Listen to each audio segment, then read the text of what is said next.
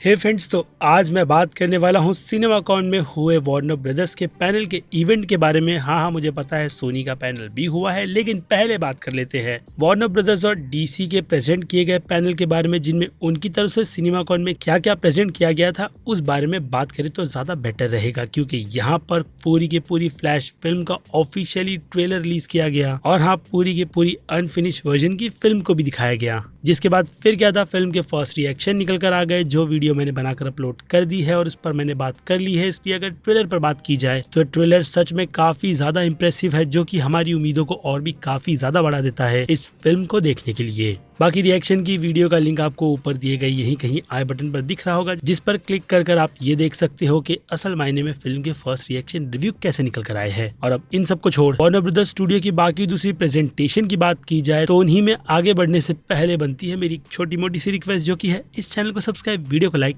और शेयर करने की।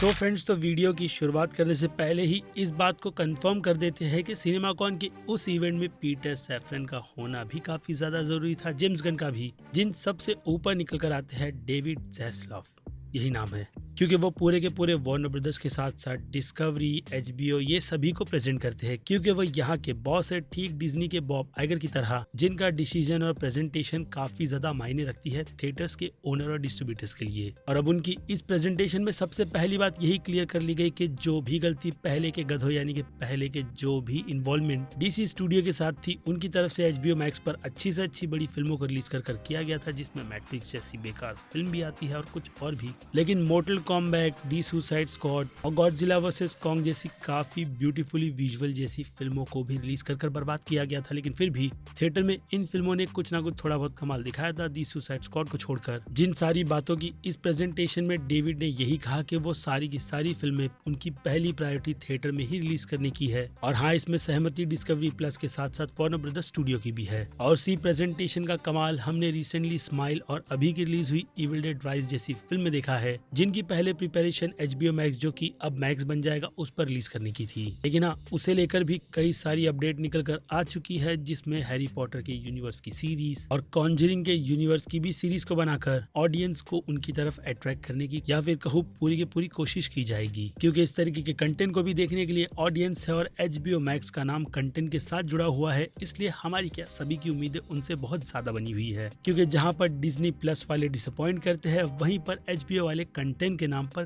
काफी नायाब नमूने देते हैं। आई मीन खूबसूरत से जेम्स। और अगर बात रही फिल्मों को थिएटर में रिलीज करने की, तो जैसे कि मैंने इविल डेड राइज फिल्म की बात की, तो उस फिल्म के अच्छे रिस्पांस यानी कि अच्छे रिव्यूज के बाद ऑडियंस भी उन फिल्मों को देखकर प्यार देती है, जिसके 50 मिलियन के बजट में 40 मिलियन उसने आई थिंक अब तक रिकवर कर लिए थे, जो कि अब भी अच्छी खासी प्रॉफिट में चल रही है। उसके बाद जाकर अगर ऐसी फिल्में सीधे ओटीटी पर रिलीज की जाती है यानी थिएटर रिलीज के बाद, तो कई सारी वो ऑडियंस जो थिएटर जाकर फिल्म देखना नहीं चाहती, वो लोग ओटीटी प्लेटफॉर्म का प्रॉपर यूज करते हुए फिल्मों को देखते हैं। और ऐसे चलते हैं ओटीटी प्लेटफॉर्म के बिजनेस, जिसमें हाँ, नेटफ्लिक्स अलग ही लीग पर है, लेकिन ये एक प्रॉपर प्रोसीजर है फिल्मों को थिएटर के बाद ओटीटी पर रिलीज करने का। और अगर फिल्में बेकार या फिर सिर्फ ओटीटी के लिहाज से ही बनाई गई है, तो उसे ओटीटी पर ही रिलीज कर थिएटर से कोसों दूर रखना चाहिए। तो चीजें अगर कहूँ तो असल मायने में डिज्नी प्लस वाले कर रहे हैं। लेकिन यहाँ पर बात आती है वार्नर ब्रदर्स स्टूडियो की, जिनकी इस प्रेजेंटेशन के बाद उनकी तरफ से की गई बाकी दूसरी प्रेजेंटेशन यानी कि फिल्म और कंटेंट की बारिश, वो भी आई थिंक 1-2 मिनट के टीजर को दिखाकर, जिसमें आने वाले अपकमिंग प्रोजेक्ट्स के टाइटल के साथ साथ कुछ छोटे मोटे ग्लिम्स भी थे। और उसी ग्लिम्स में लोगों ने अगर एक चीज जाकर पकड़ी है, तो वो है मैड मैक्स के यूनिवर्स की फ्यूरिया आ रही मूवी को, जिसमें नो डाउट अभी की कंफर्मेशन के अकॉर्डिंग उस छोटी सी ग्लिम्स में एना टेलर जॉय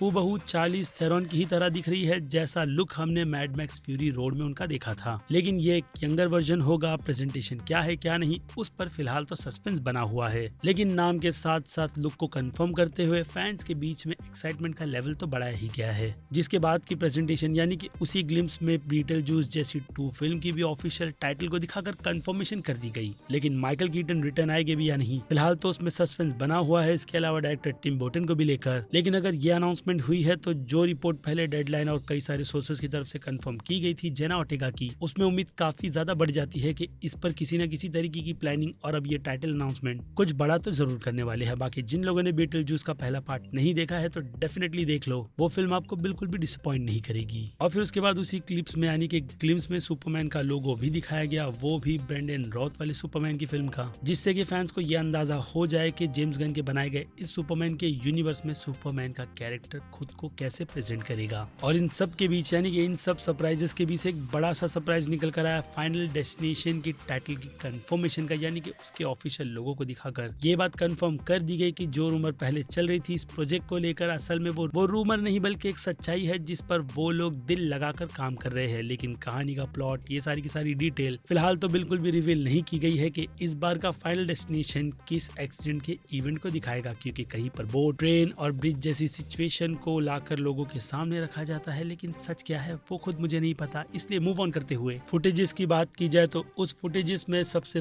पहली प्रेजेंटेशन थी बारबी की, और उसी का ड्रेसअप कर एग्जिबिटर्स भी निकल कर आए, यानी वार्नर ब्रदर्स की तरफ से प्रेजेंट की जा रही टीम के लोग। जिसके अगर उस ट्रेलर की डिस्क्रिप्शन की बात करें तो इस बार के ट्रेलर में ये डिटेल रिवील कर बता दी गई कि बारबी एक टॉय के यूनिवर्स में है, जो वो किसी तरीके से सीधे रियलिटी में आ जाती है, और विल फेरल का कैरेक्टर जो पूरी बारबी के यूनिवर्स या फिर कहूँ पूरे के पूरे टॉय के मैन्युफैक्चर को ओन करता है, यानी कि सीईओ, वो उसे देखकर पागल हो जाता है। और उसके बाद बाकी की पूरी डिटेल को बिल्कुल भी ना बताते हुए बस उस ट्रेलर को वहीं पर दी एंड कर दिया गया। लेकिन उससे पहले जब वो बीच की फाइट होती है तो वहां पर कुछ ऐसा होता है जिसके बाद बारबी सीधे रियलिटी में आ जाती है, और फिर बाकी की जो डिटेल मैंने आपको बताई वही है। और इससे ज्यादा जानकारी के लिए फिल्म थिएटर में जाकर देखनी होगी, तभी पता चलेगा कि असल मायने में बारबी के इस यूनिवर्स को लेकर चल क्या रहा है। क्योंकि जो भी हो, सुनने में कंटेंट इंटरेस्टिंग लग रहा है, और हाँ इसके मेकर्स भी, जिनकी तरफ से हर बार अच्छा कंटेंट ही दिया गया है। ओ भाई लाइट बंद है, 1 मिनट शुरू कर लूं, अब ठीक है। तो खैर अब इससे हटकर बात की जाए सीधे कॉन्जूरिंग के यूनिवर्स की, तो कॉन्जूरिंग की भी एक पूरी की पूरी स्पिन ऑफ की सीरीज के बाद फिल्म के टाइटल की भी अनाउंसमेंट कर दी गई है, जिसके द कॉन्जूरिंग के बाद द लास्ट राइट लगा दिया गया है। लेकिन अब इस यूनिवर्स में ये पार्ट लास्ट होगा या पुरानी कास्टिंग रिटर्न आएगी भी या नहीं, उस पर ऐसी कोई भी कंफर्मेशन नहीं है। लेकिन अगर कॉन्जूरिंग जैसा टाइटल अनाउंस किया गया है तो नो डाउट पुराने दोनों के दोनों लीड एक्टर्स तो रिटर्न आएंगे ही। बट एक अच्छी बात है कि इसके यूनिवर्स को काफी ज्यादा एक्सपांड किया जा रहा है। और फिर इस कॉन्जूरिंग के यूनिवर्स को ही कंटिन्यू करते हुए बात करें नन 2 की, तो उसकी प्रेजेंटेशन में वहां पर नन के कॉस्ट्यूम में लोगों को भी बिठाया गया था, जिसके बाद नन की प्रेजेंटेशन में एक पूरा का पूरा ट्रेलर चलाया गया, जिस ट्रेलर में शुरुआत में कुछ बुलिस को दिखाया गया जो कि एक नन को ही परेशान कर रहे थे, और उसके बाद उसे जिस रूम में बंद कर दिया जाता है वहां पर नन अपीयरेंस होती है, और फिर रूम बंद होता है, जिसके बाद सीन शिफ्ट होता है,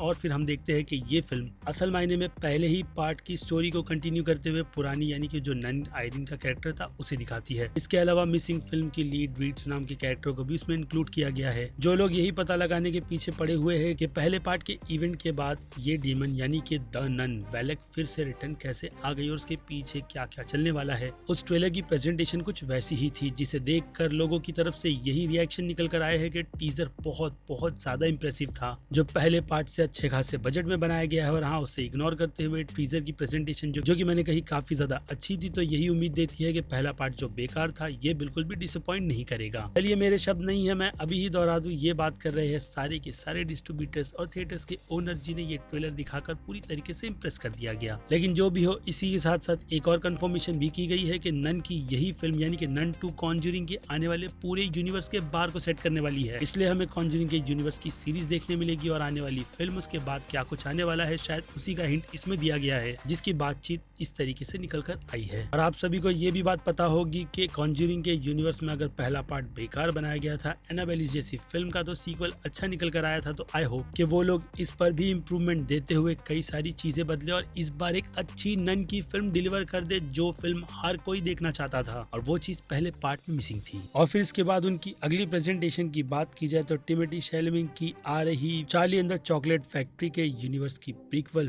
फिल्म वोंका की, तो वोंका की प्रेजेंटेशन में ये बात कंफर्म कर दी गई कि इस फिल्म में ऊपा लूपा काफी वियर्ड से दिखने वाले हैं और काफी ज्यादा स्मॉल भी, जिन्हें सीजीआई की मदद से क्रिएट कर बनाया गया है। और अगर उनके डिजाइन की बात की जाए तो पोलर एक्सप्रेस जैसी फिल्म उनकी प्रेजेंटेशन हमें बताती है। और अगर उसे प्ले कर रहे एक्टर की बात करें तो वो नाम 1 मिनट बता दूं, ह्यूग ग्रांट का है। बाकी फिल्म के अगर प्लॉट की बात की जाए तो 7 साल की अपनी इस जर्नी में यानी कि शुरुआत की इन सालों की जर्नी में विली वोंका कुछ ऐसी रियल चॉकलेट्स को ढूंढने के लिए निकला है जिन्हें खाकर इंसान उड़ने लगती है, यानी उन्हें असल टेस्ट का पता चलता है, जिसे लेकर चॉकलेट कार्टर, जी हाँ आप समझ सकते हो, एक पूरा का पूरा माफिया फेक चॉकलेट चला रहा है। और विली उसमें चॉकलेट किस तरीके तरीके से लाएगा, उसके पास क्या क्या स्ट्रगल होगी यानी उसे लेकर, और वो कैसे अपने Charlie and the chocolate factory को खड़ा करेगा, इसी पर स्टोरी पूरी तरीके से बेस की गई है, जो सुनने में ही काफी ज्यादा इंटरेस्टिंग लगती है। बाकी सभी को पता है कि इस फिल्म को पैडिंगटन फिल्म के डायरेक्टर डायरेक्ट कर रहे हैं, यानी कि डायरेक्टर का डायरेक्शन, एक अच्छी स्टोरी हमारा इंतजार कर रही है। और फिर इससे हटकर बीटल जूस का ट्रेलर भी दिखाया गया, जो कि कुछ खास ज्यादा अच्छा नहीं था, लेकिन कह सकते हैं कि प्रेजेंटेशन के हिसाब से अच्छा था और उस पर ज्यादा बात नहीं हुई है, तो मैं भी ना करते हुए बढ़ूंगा अगर अगले प्रेजेंटेशन पर। तो उस प्रेजेंटेशन में द मेक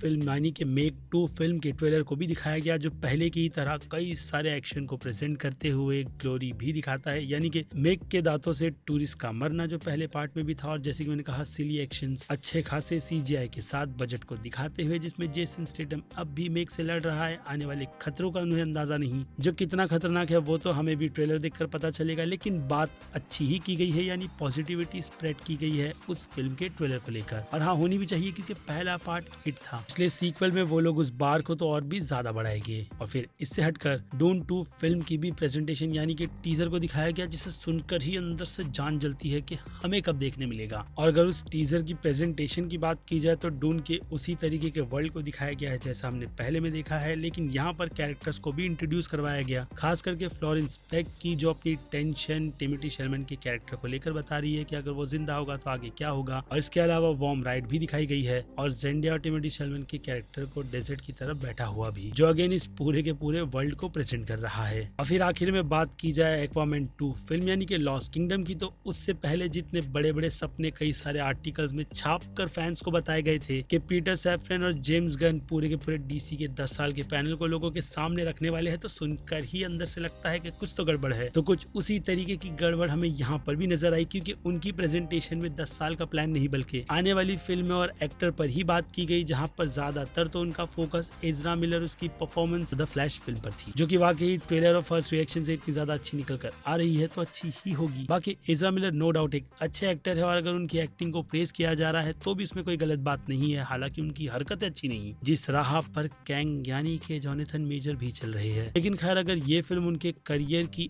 आखिरी फ्लैश की फिल्म है तो गुड टू से गुड बाय मेरे हिसाब से बिल्कुल ठीक रहेगा। खैर, तो अब इससे हटकर आखिरी पैनल यानी कि Aquaman in the lost kingdom की बात की जाए, तो इसकी प्रेजेंटेशन में जो कहानी हमारे सामने एज अ प्लॉट रखी गई है, ब्लैक मैंटा एंशिएंट किसी तरीके के ट्राइडेंट के पावर को लेता है, ब्लैक ट्राइडेंट के पावर को लेकर के दुनिया खत्म करना चाहता है अपर वर्ल्ड, तो उसे रोकने की राह पर एक्वामैन अपने भाई ऑर्ब के साथ चलेगा, और यहाँ पर हमें ब्रोमेंस दिखाया जाएगा, यानी कि दो भाइयों के बीच का प्यार, भाईचारा, गलत बिल्कुल भी मत लेना। तो उसे लेकर उन दोनों की बॉन्डिंग, ये पूरा का पूरा एडवेंचर उस पूरे ट्रेलर में शो करते हुए ये भी बताया गया कि मुबारक हो, एक्वामैन बाप बन गया, यानी कि मीरा का कैरेक्टर अब भी इस फिल्म में एग्जिस्ट करता है, कितना वो नहीं पता, लेकिन अगर कोई और एक्टर प्ले करती तो it would be a best thing, I mean best thing. लेकिन खैर, एम्बर हर्ड का कैरेक्टर है, रन टाइम कितना है कितना नहीं वो तो मुझे नहीं पता, लेकिन ट्रेलर की प्रेजेंटेशन अच्छी थी, बट फर्स्ट रिएक्शन जो टेस्ट स्क्रीनिंग की निकल कर आई थी उससे लोग बिल्कुल भी खुश नहीं थे, जिसका वेट करते हुए इस फिल्म को तो जो अच्छा खासा टाइम है उसका वेट ही करना चाहिए। लेकिन इसके फर्स्ट रिएक्शन का भी जो टेस्ट स्क्रीनिंग में दर्जनों बार शेयर करने के बाद एक फर्स्ट रिएक्शन जब निकल कर आता है, तब इसे ऑफिशियली स्टूडियो जब दिखाता है लोगों को यानी कि क्रिटिक्स को, तो उनकी राय और ओपिनियन उस टाइम पर बहुत ज्यादा मैटर करता है। याद रहे, टेस्ट स्क्रीनिंग में बिल्कुल भी नहीं, क्योंकि टेस्ट स्क्रीनिंग से नाम से ही आपको ये बात पता चल जानी चाहिए कि वहाँ पर फिल्मों के अलग अलग वर्जन को एडिट करके टेस्ट करवाया जाता है। लेकिन खैर, अभी के लिए तो इस फिल्म के लिए अच्छी ही बात है, और इस पूरे के पूरे वार्नर ब्रदर्स के पैनल को भी लेकर, जिसका पूरा कंप्लीट ब्रेकडाउन मैंने आपको इस वीडियो में यानी कि काफी लेंथी वीडियो में दे दिया है। यानी कि अब बनती है आपकी राय, जो आप मुझे कमेंट में लिखकर बता सकते हो। बाकी मैं ही हूँ अजीज, आप देख रहे हैं movie stock channel. Like, share और सब्सक्राइब भूलना मत। मिलूंगा जल्द ही दूसरी किसी वीडियो में। Till then, bye.